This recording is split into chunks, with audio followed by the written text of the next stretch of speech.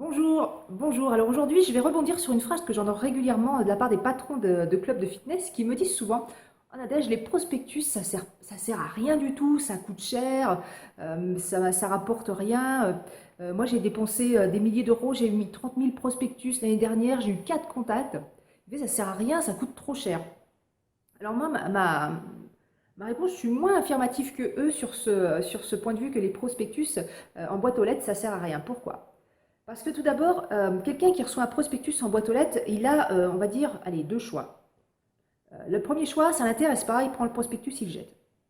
Ça, c'est vraiment le choix, le choix qui est pas cool, mais qui arrive. Le deuxième choix, c'est que le prospectus, bah, il l'intéresse, mais pour des raisons X ou Y, il peut pas y répondre tout de suite, c'est-à-dire il n'a pas envie, ou il n'a pas le temps, ou il est malade, ou il est déjà engagé auprès de quelqu'un d'autre, auprès d'une assoce, auprès d'un autre club, etc. Donc il ne peut pas répondre tout de suite à votre message. Donc il va le mettre de côté. Donc la théorie du prospect qui arrive et qui court au club de sport au club de fitness avec son prospectus dans la main, dit ouais, moi je veux profiter de l'offre, ça n'existe pas en fait, hein. Ça c'est une légende urbaine, ça n'existe pas du tout. Donc si vous dites voilà, moi j'ai pas eu de contact sur ma campagne de prospectus en boîte aux lettres parce que personne n'est venu en courant avec le flyer dans la main, c'est normal parce que ça n'existe pas.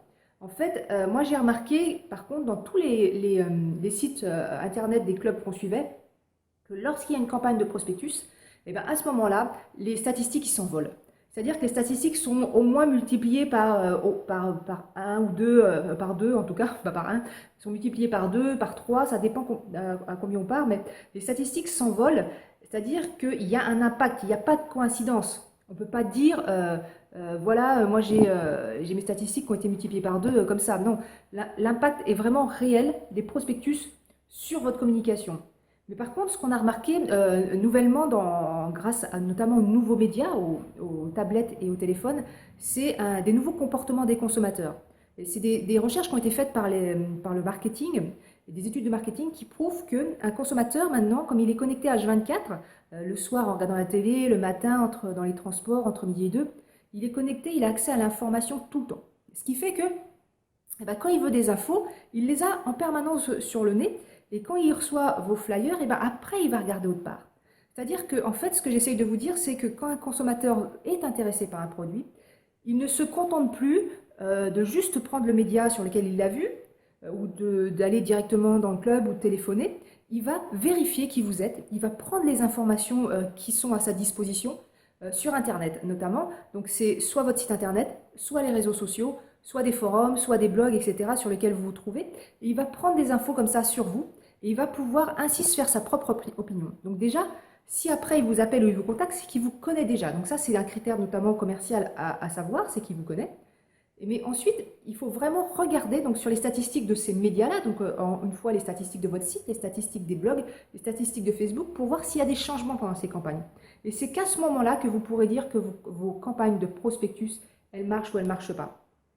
Mais encore une fois, un petit détail à prendre en compte, c'est que si vos statistiques qui passent de, je sais pas, on va dire 1000 visites par mois à un moment où vous faites une campagne de prospectus en septembre par exemple, vous passez à 1005 ou 2000 visites sur votre site, si par contre en termes de contact, il n'y a pas de retour, on ne peut pas dire que c'est la campagne de prospectus qui n'a pas marché, parce que la campagne de prospectus, elle a rempli sa fonction qui est de renvoyer sur les autres médias, puisque c'est comme ça que ça se passe.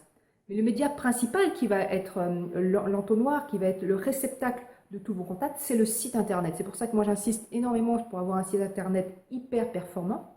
Et si votre site internet n'est pas performant et que vous n'avez pas de contact, la faute ne vient pas du prospectus. Le problème vient probablement du site internet. Donc voilà pour votre campagne de prospectus qui va bientôt arriver, j'en doute pas, et que vous allez faire avec beaucoup d'attention afin de concrétiser un maximum et de ne pas dire que ça ne marche pas. Parce que ça marche, et de toute façon, si ça marche moyennement, tout de même, sachez que si vous ne le faites pas, vos concurrents, eux, le feront. Et par conséquent, eux auront le peu de contacts que vous n'avez pas eu, et ce peu de contacts-là iront chez eux, et tout ce qui va avec, comme le parrainage, etc. Donc je vous conseille fortement, pour votre prochaine campagne de rentrée ou de janvier, etc., de faire cette campagne de prospectus. Voilà. Et ben bon courage et à très bientôt. Au revoir.